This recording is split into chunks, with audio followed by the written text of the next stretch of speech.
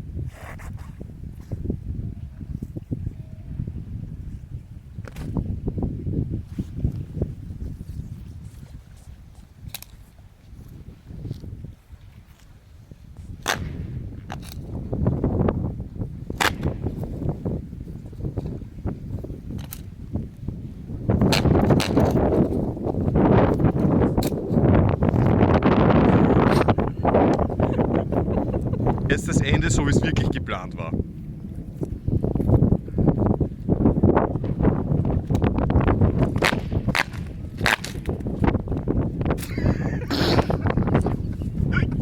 Ein drittes und letztes Mal, egal wie der Wind kommt, the show must go on, so wie das Ende geplant war.